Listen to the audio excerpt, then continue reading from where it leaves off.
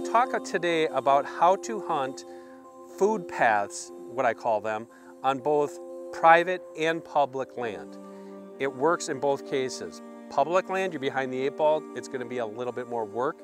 Private land, not necessarily easier, but it will be easier to pattern deer how they use these food sources. Just briefly, what are we talking about food sources? Public land, I hunted public land for over 20 years, almost exclusively, and we're talking about hard mast, that would be acorns where I'm from. I've hunted some locust areas, locust pods, they like those. They like grapevines. And also on public land, a lot of times you're hunting small pieces of public land, so you're basing your hunting off of other food sources that might be on private. They could be ag fields, food plots, that type of thing. Even baiting in areas where it's legal and not legal.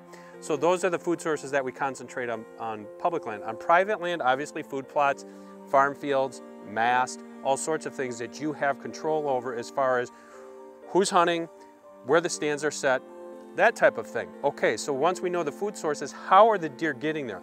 This is where you need to use your cameras if you can. And if you can't use cameras, that is where the boot leather comes in and time on stand comes in. Let the deer show you how to hunt them. So when you have the food source identified that you want to hunt, and I'm using a camera, the mistake that I used to get into, and I know a lot of people get into, especially when you're first starting out, is you put that camera out, you get a picture of a buck, you get excited and you go hunt it. Well, what you have to do is you got to slow down, and now is where the study comes in. That's where the scouting comes in. How is that deer getting to the food source? And if it's a target buck, when is he using it and how is he getting there? So is he using it in the mornings? Is he using it in the afternoons? Is he using both? And how are you going to be able to get in there without spooking him? The other key to this equation is that a lot of times we only put one stand site over a food area. The mistake there is when you study those camera photos really intensely, especially on an adult buck, he is going to use that wind to his advantage. Chances are he's going to enter that food area in an area that he can scent check it before he gets there, even in the early season. So if I only have one stand, example, I've got a great little food plot that I hunt. The stand is in the southeast corner. That's not ideal for an adult buck because he's going to normally circle around that food plot to get to that spot before he steps into it. When he steps into it, he smells me and the jig is up and I'm probably not going to get a chance. So what I'm going to do is I'm going to study how that deer is entering the food area off of those trails, those paths, and then give myself at least 2 options. And I will not hunt that spot unless the wind is right. Okay, this is a perfect example of what I'm talking about. This is a really heavily used deer trail coming out to this wheat field. And they pop out right here, okay? Late season food source. We have a blind right there, but before that blind was there, I knew this trail was here. For most of these deer, they're coming out here because it's a safe zone. They can scent predominantly a northeast wind. They can scent check that corner before they even step out here. But when you look at your area, also look for what I call the tertiary trails, because there are other trails that deer will use. They're playing the wind just as much as we are. They're trying to survive, and they're using those trails. So keep that in mind when you're placing your blinds or your stands near food sources. I know that's a lot to digest here in just a couple minutes, but the keys here are, number 1, find out how the deer are entering the food plot, when they're entering it. Position stands that you have options and only hunt them when the wind is right. It's a simple recipe, but it will work for you if you pay attention to those little details and really study those trail camera photos.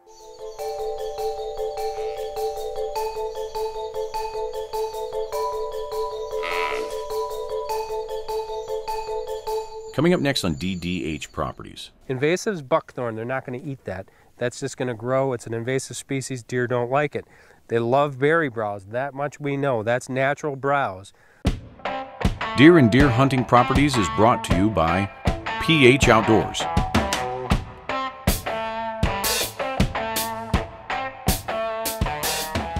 Yeah, this logged area is really doing really nice. Look at all the berry brush that's coming back in. You know, deer love this stuff. There's berries there. They really love this browse though. You know, have you ever thought of how much food a deer needs in a day? That's today's question. And it's an interesting one because the average whitetail, mature whitetail, is going to need about 6 pounds of food a day just for normal activities. Now that's for a big deer. Yearlings, fawns, they're going to need much less, about 4 pounds of food a day. That's a lot of food when you consider that deer are natural browsers. What is browse? Browse is the natural vegetation that you'll see in the woods. A lot of times it's berry brush. It could be sumac. It could be aspen regrowth. And it's normally the leaves and especially the stems of these plants. That's what deer browse on. And deer are selective browsers, selective grazers, so to speak. That means in farm country like this, they're going to eat a little bit here, a bite there. It takes a lot of little bites throughout the day to get to 6 pounds of food for a big buck. But let's look at the foods we have here. We're only standing in a little spot here on the edge of a field. I can see tons of food. I can see some invasives that they're not going to eat. Invasives, buckthorn, they're not going to eat that. That's just going to grow. It's an invasive species. Deer don't like it.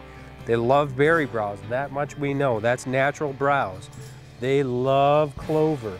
And we have lots of good white clover in this field.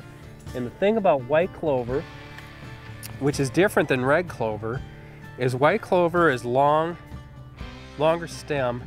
It's much softer if you feel it. The fact of the matter remains, white clover, deer prefer it because it's much more digestible for them. But there's all sorts of other things that deer are going to eat. Just look at your property and see what your property has. You could have fruit orchards. So they're not only going to eat the fruit, the apples, the pears, the plums, the persimmons. They're not only going to eat the fruit that those trees produce, they're also going to browse on the leaves and the stems of those trees. Great browse, great food. Other things you're going to see. I mentioned aspen. That's a northern thing.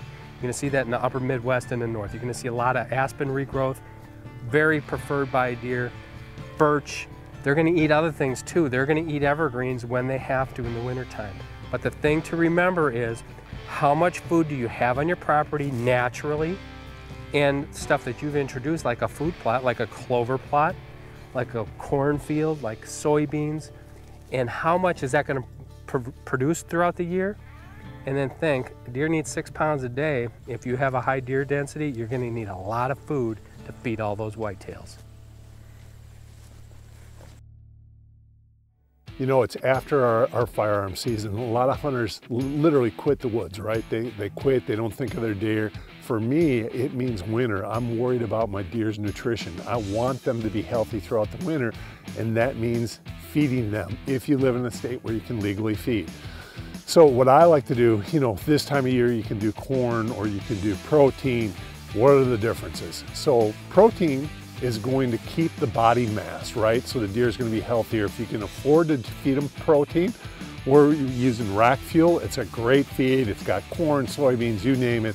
It gives them that high protein level that's going to keep that body mass, actually increase the fat level, make them healthy throughout the winter. If you can't afford that, corn's good. It's carbohydrate. It's going to give them the energy. A whitetail, literally in the winter, is a lazy animal. We kind of tuck the feeder back in to an area close to the bedding area, but not in the bedding area. It's on one of my old food plots, but it gives them cover. So no matter if it's really windy, snowy or whatever, they can get out of the elements a little bit and feed, which keeps their body temperature up, and that way they're not exerting as much energy. You know, this one that I have right here is the Orion feeder. This thing is an absolute beast. I love this thing. You're probably familiar with Orion for their blinds. They have modular blinds. Again, one of the top lines in the industry. It's modular, you can put it together. Feeder's the same way. This feeder can grow with your deer herd. So it's modular, so you can actually grow it up. A lot of features that I really like about it. Number one, I like it because you can actually fill the feeder from standing on the ground. You don't have to be reaching up. You don't need a step ladder for a tripod, nothing like that. It shoots the corn from the bottom and it splits it out all over the place. It's got a battery, internal battery with a solar panel, so it literally recharges itself. A lot of the feeders use those 6-volt batteries, and those things are only going to last so long. Yes, you can put a solar panel on them. This with the internal battery and the solar panel, I really don't have to worry about. I can set it. It's got a number of different feed programs that you can feed all the way to 30 seconds. A lot of times you should test your feeder. So you want to know how much feed it puts out with a 5 seconds versus a 10.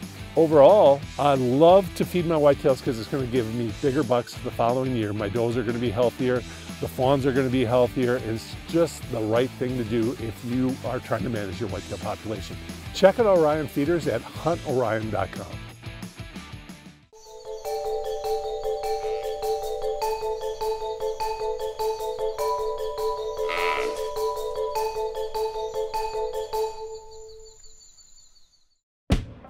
Deer and Deer Hunting Properties is brought to you by Spy Point Trail Cameras.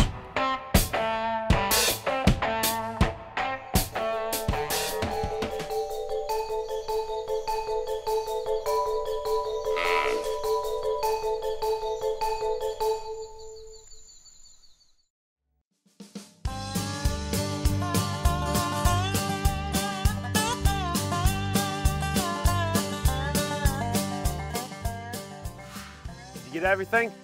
Not quite. So they were out of inoculant at the co-op, but I ran into a farmer and he said you can actually treat it with Coke because it's going to make your seeds sticky and the soil's going to connect to it better and it'll allow that nitrogen to flow back and forth. So I guess if it worked years ago, we're definitely going to try it here. Can't hurt. Exactly, live or die. So let's get the soybeans. We'll throw it in a wheelbarrow, dump the Coke on, pre-treat it. Sounds good. We'll see.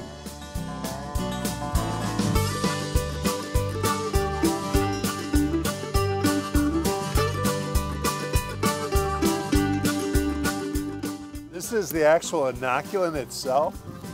So the Coke is going to be the binding agent, and then this is going to stick to it. Normally you get a big bag. This is more like for a garden. They just didn't have the big bags. Are actually sold out. I guess when you plant it later than everybody else, that's what you got to deal with.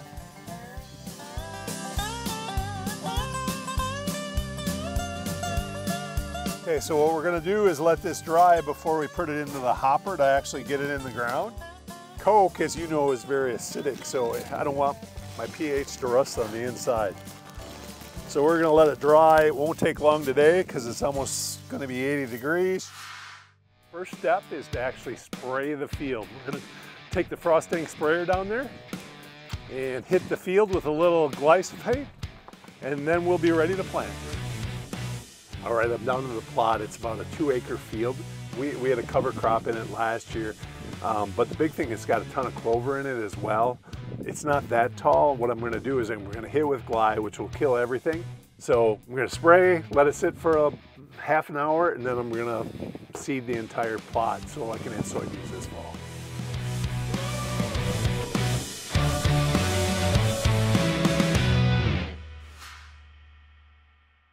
Oh yeah, all dry, good to go. So they're ready to get into the seeder. We're gonna get these things in the ground. We're supposed to have big rain tomorrow. Knowing my luck, every time I plant, it doesn't rain. So I'm probably jinxing us. We probably won't get rain for a month, but it's time to get these in.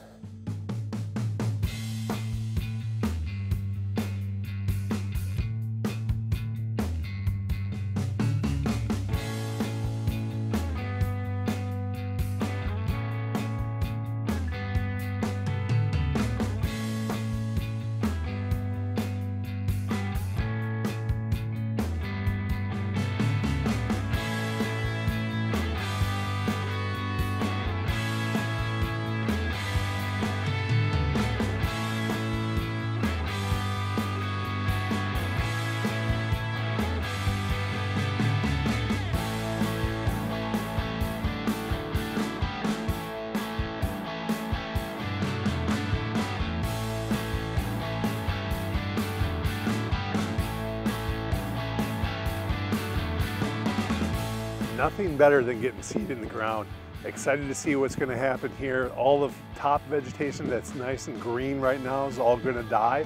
And then those soybeans are actually going to feed on this because that's like fertilizer. It's natural fertilizer. When this dies, it's going to start to rot and it actually acts as fertilizer for the soybeans. Soybeans are going to pop up. This is going to be a huge lush green field by the end of June. Best thing come fall, it's going to have standing beans, and that's what the deer are going to absolutely hammer come November. Excited to see what this is going to bring. All we got to do is wait for rain, and hopefully it's a good growing season.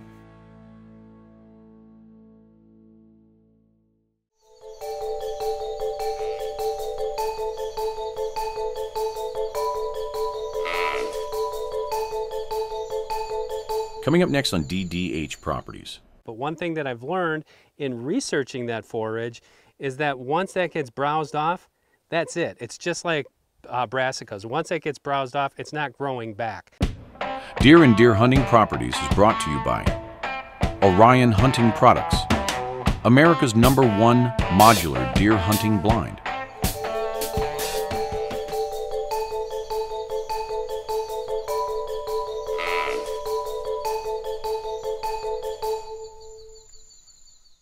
So this is real world deer plotting problems here. I got this food plot in way too early this year, about 4 weeks ahead of what I did last year, because last year it came up nice, but the deer had it pretty much depleted by late September. As you know, we shot some really nice deer out of here last year, but I wanted to have more forage in there for this year. Well, my problem is it came in nicely, but the deer have just been hammering it. One of the key components of this food plot in particular has been buckwheat. I've never planted it before. It came in nicely and the deer have been just mowing it off. But one thing that I've learned in researching that forage is that once that gets browsed off, that's it. It's just like brassicas. Once that gets browsed off, it's not growing back. So one of the things I wanted to add here, I talked to my buddy Steve Bartilla. He's an expert on this kind of stuff. He said, get yourself some cereal rye if you can, and some oats if you can, and just broadcast it in there. You know, ideally on oats you would plant it a ½ an inch deep. I don't have that equipment to do it, so I'm using twice the amount of prescribed seed here. I'm putting in like 50 pounds worth of seed. This is Antler King's Lights Out. It's not only oats, but it's got other things in there as well, radishes, and it's going to add some more tonnage to this plot to keep the deer there, not only through September, which is our opener is September 12th. It'll keep them there through the month of September, October, and all the way into the November gun season, which is what I want. I want those deer to be there, so we're going to have hunting opportunities in this otherwise fallow existence. So let's get to work, and I'm going to show you a couple other things that I ran across in analyzing this food plot just yesterday. So this is what I also wanted to show you. You know, look at this food plot. It's looking pretty meager. Now, if you look down real close, that buckwheat that's coming up is just browsed off. I'm looking at stem after stem after stem, browse, browse, browse, browse, browse, browse, browse. It's really good, and deer love this. But the thing about buckwheat, if you look at that forage, it's just like a brassica. When a deer nips that off, that's the end of the plant. It's not going to grow back. Now, there's more foliage there for them to eat, but once those leaves are gone, that's the end of that plant, no different than a brassica leaf.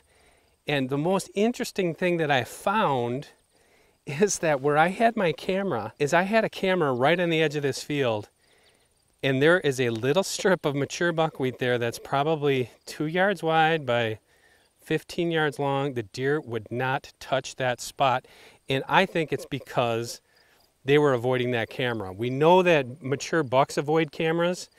It's not saying that they're not in this plot, but they didn't want to walk right in front of that camera. So one of the tricks I'm going to try here is I pulled that fence post. I'm going to put it at the end of the food plot because my blind is over here that I cannot shoot if the bucks come out of this woods, and that is a bedding area right there. So I'm going to condition them, hopefully, to stay away from the end of that plot for when bow season gets here a month from now. Hopefully they're going to be right here, and that's easy bow range. So the take-home message here is monitor those food plots. You did all the work to get them in the ground. You don't want it to go to waste by having the deer mowed off before you even get to hunt it. Monitor those food plots and be ready when bow season starts.